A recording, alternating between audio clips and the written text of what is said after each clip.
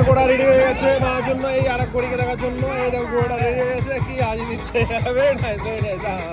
Start. Oh wow, oh yes yes yes yes yes, and again, oh very nice, oh oh